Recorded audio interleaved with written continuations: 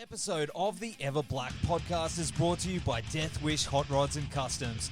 Check out their Instagram for all their new t-shirts, caps, beanies, cups, and the all-new Atomic Death lineup.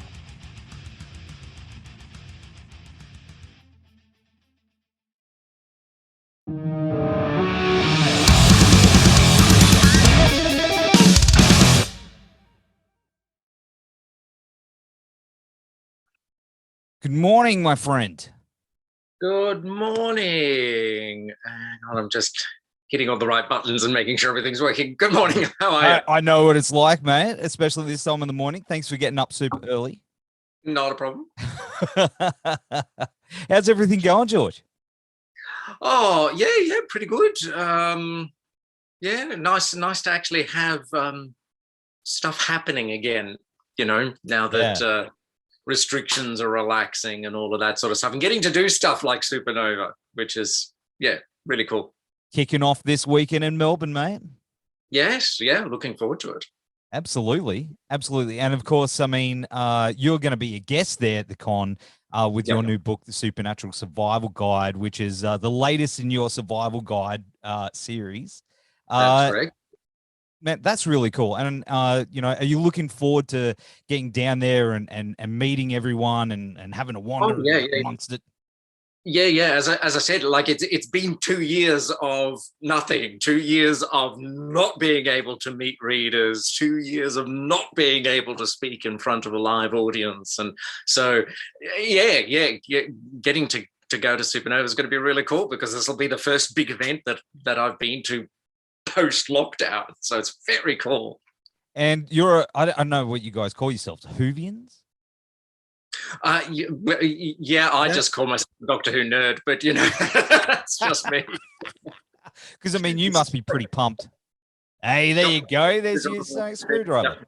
Yeah. See? Yeah. Because they've got Chris Eccleston as the major guest, so that'll be very cool. Yeah, I think he's awesome. Not just as a doctor, but heaps of other things he's done throughout the years as well. Yeah. The that show that he did just before Doctor Who, the Second Coming, where he played the Second Coming of Christ. I mean, that was an extraordinary performance on his part. You're doing it the Saturday? Yeah, sadly, I'm unable to do the Saturday because of previous commitments for the Sunday, but I am looking forward to it. Yeah, no, I wish I was able to do the Sunday as well. That's maybe next time. But I mean, here's the pickle for you. I mean, you are going to be promoting your new book. Yes. But you've written over 125, something like that. Something like that. Look, I should point out that's not a number to get too excited about, because I do a lot of writing for the primary school education market. Okay. So that means like school readers and stuff like that. Yeah. Some of those school readers that preppies get to take home with them to practice their reading, they're really slim. I mean, we're talking a couple of hundred words. Yeah, so that kind of boosts numbers a little bit. So my son reads those ones. So, and I'll read a couple of them too. But, that's a lot of books to carry around still. You're doing a con. I don't think I'll be carrying them all around with me.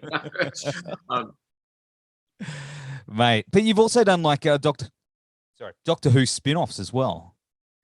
Yes, that's been my latest thing.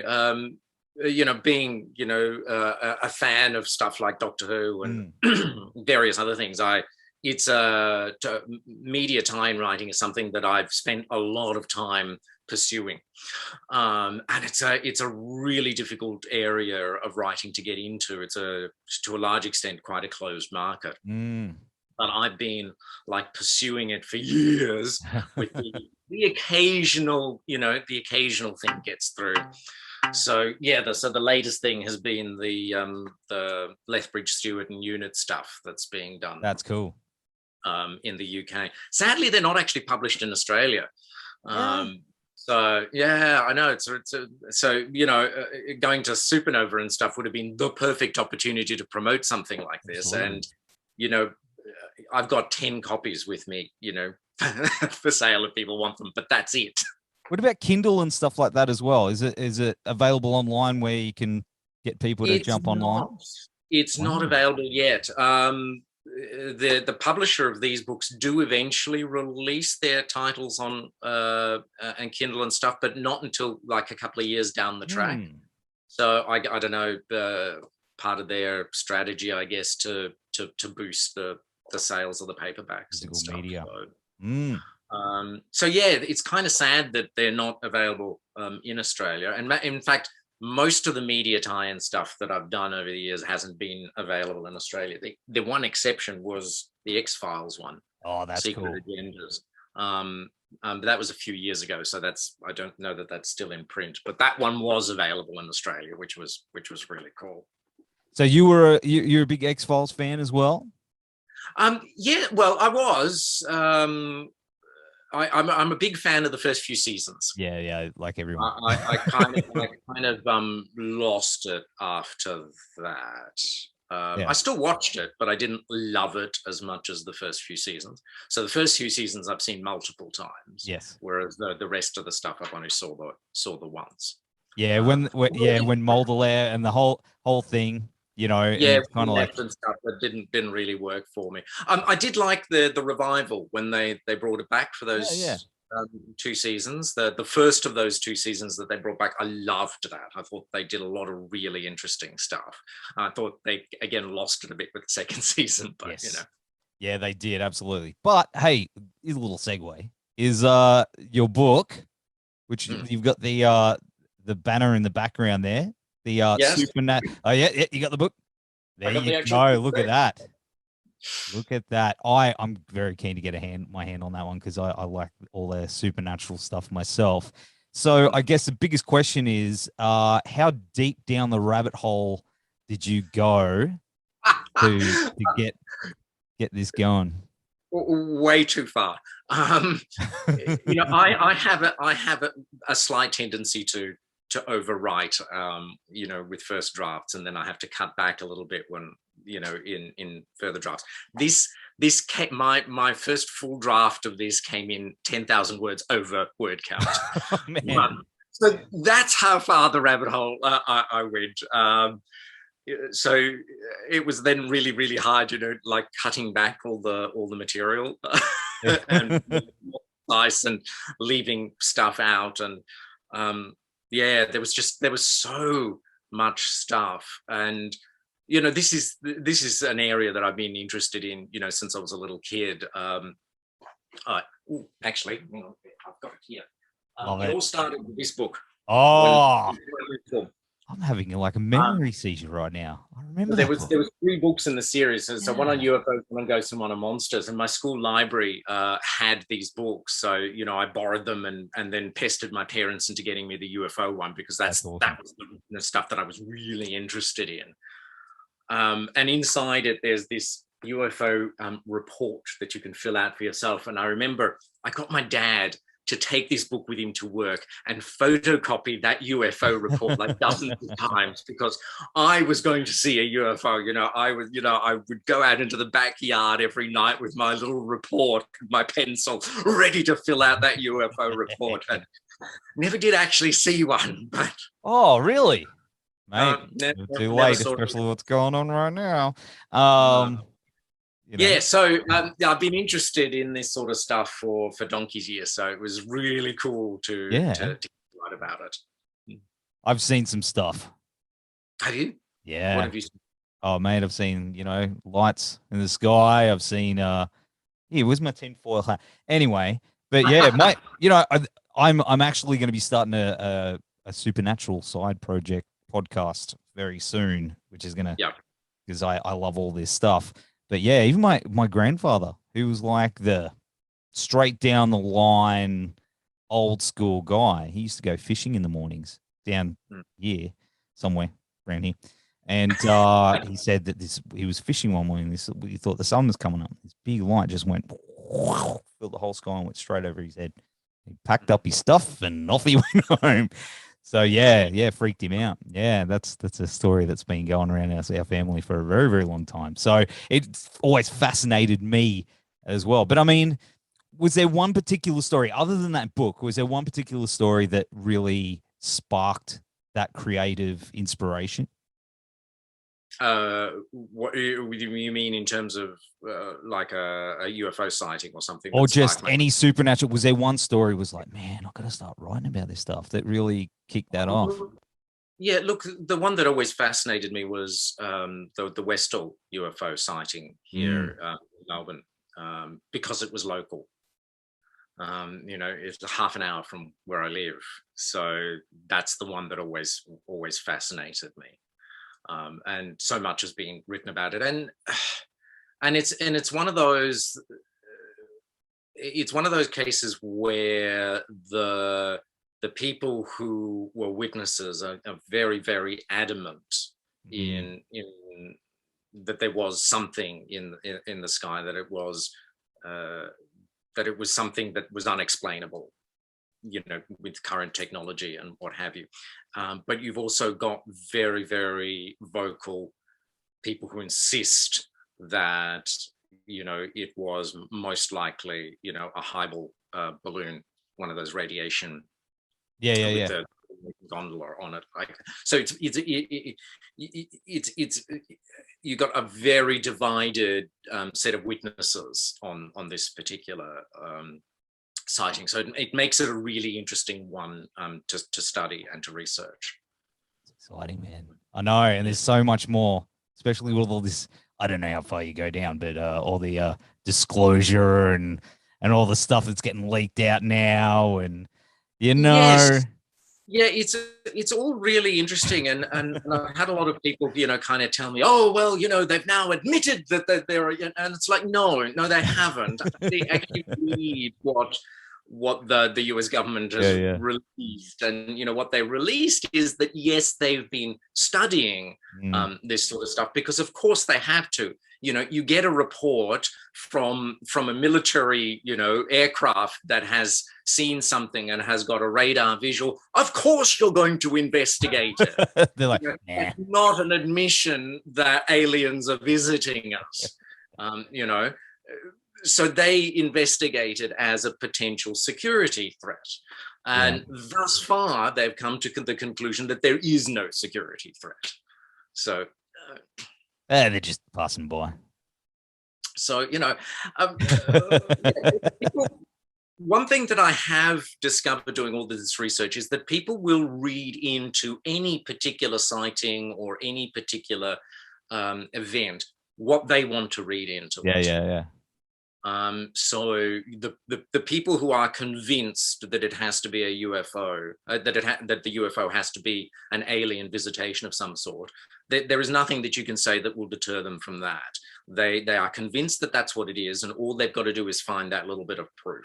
And similarly, on the other side of the thing, the people who say that it cannot be, that it is just a trick of the light, and there is nothing that you can say that will convince them otherwise.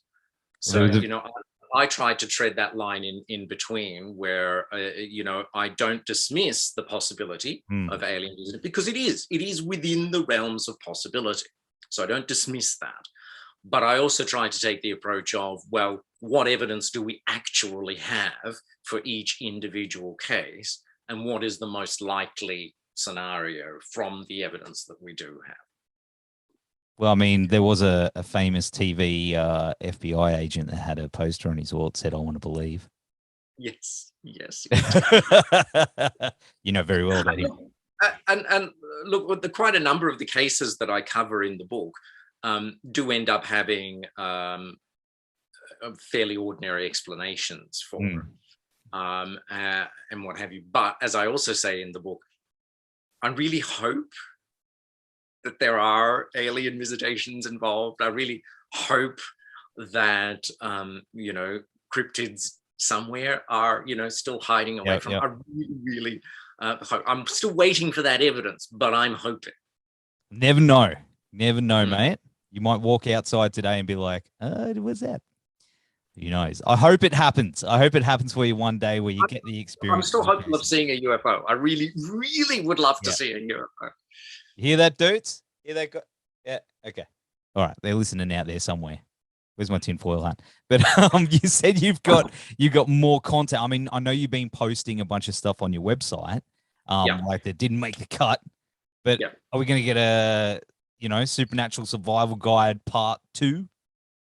No, we're not. I've moved on to something completely different now. So I'm working on a middle grade novel at the moment. Which, Okay. Which is that hasn't been announced yet. I don't know if I'm allowed to say too much, but let's say that it kind of leads on from the Supernatural Survival Guide in that there are creatures involved in the storyline that may have been, mentioned in the Survival Guide. Okay. Can't spill the beans? No, not yet. I've only just signed the contract the other week. So usually the way things goes, like I have to wait to get the go ahead from the publisher before I say too much about a project publicly. All right, mate. Keep your secrets. As I say, usually when I'm trying to seriously, you see, to keep the truth away from readers until the last possible moment. Well, man, you've also, you're an actor as well, and I saw a picture of you with Treat Williams. Yes, I use that term actor rather lightly. As I keep saying, there's a reason why I've made a career as an author, not as an actor. But that would have been awesome. Those experiences. You did Neighbours as well. Yeah. They were. So the Treat Williams photograph that you mentioned is from that mini series, The Journey to the Center of the Earth, with Brian Brown in it. Really, really terrible adaptation of the book.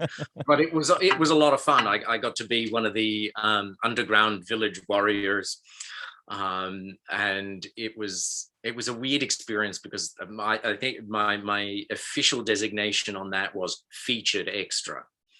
So I was one of the background actors, but one of the background actors in the foreground, if that makes sense. Yeah. A visible tree. I was part of the party that followed Treat Williams and his bunch of people on one part of the journey. So, they had the actor guy who actually got to talk, and they had the three of us following along behind, just kind of looking grumpy. And they did all these shots. They did these like close-ups and all this sort of stuff. And then I ended up on the cutting room floor. You barely know that I'm there. That happened to me. Sorry? That happened to me. Yeah, it's very common. It's so many actors end up on the cutting room floor with Hollywood stuff. But yeah, so that photograph with Treat Williams was the one thing. It ended up on the inner sleeve of the soundtrack. So I actually went and bought the soundtrack just because that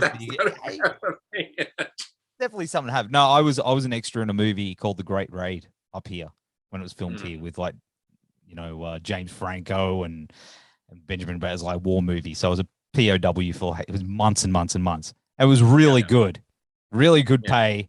But I just remember there's this one scene, and I was like, "This is it." And they're doing the pan across the head, and I'm like, I could see the camera coming, and then cut the scene. I was like, "What happened?" So they cut me. I must have been that bad. It's funny. I did one of my biggest claims to fame, I reckon, is that I almost got run down by Nicolas Cage in a Land Rover. Well, because they were filming that End of the World film that he was in here in Melbourne, and I was an extra in that. And there were these crowd scenes where we all had to be rushing across the road while he drove the Land Rover through the crowd. And I missed my mark and went to the wrong spot or something, and he comes tearing through the car. I was like, oh, shit. It's like, that's amazing. That's a cool story. Well, it was not quite so cool when it was happening. Hey, but it's Nicolas Cage. You come out going, as he does. But yeah, it was a lot. I did a lot of extra work when I was younger, when I was a student. I did a few actual acting spots where I got to talk, but they were all kind of like just little one scene things here and there. That's it, mate. So, that's awesome. So I guess you got Supanova coming up this weekend. You've got your awesome books, I should say. You've got a lot, So I guess what's coming up for 2022 for you after Supanova? After Supanova, well, a lot more speaking. So I've got, which is really, really nice. So I've got a couple of literary festivals coming up. I've got the new novel that I'm working on. I've also got some school readers for the education market that I'm working on. I've got another tie-in book coming out about the middle of the year. So this one is part of the Lucy Wilson Mysteries. So same publisher as the unit and Lethbridge-Stewart stuff, but it's the spin-off about the Brigadier's granddaughter. Okay, cool. So who lives in this small town in Wales. So that one I had a lot of fun in because they'd just given her time travel in the series of books. So I got to send her to 1985 in Melbourne. Oh, wow. And she gets to go to AussieCon 2, which is the World Science Fiction Convention that was held in Melbourne in 1985. And it was my very first convention. It was the first convention I ever went to. So I got to dig out all my old photographs and program books and stuff from that convention as research. Yeah. That's excellent. So that one comes out about the middle of the year. Mate, it's all again happening. Only in England, not here in Australia, which is well. Hopefully, we will get to see it. But in the meantime, we will have to get a copy of that book that's over your shoulder. There it is. That's the one. But of course, I mean, mate, George, thanks for hanging out on the show. We'll have all the links down here to get your books. And Melbourne this weekend, have an absolute blast, my friend. Oh, I will. I am like counting the days till it starts. Yeah. And we'll hopefully see you up on the Gold Coast Nova.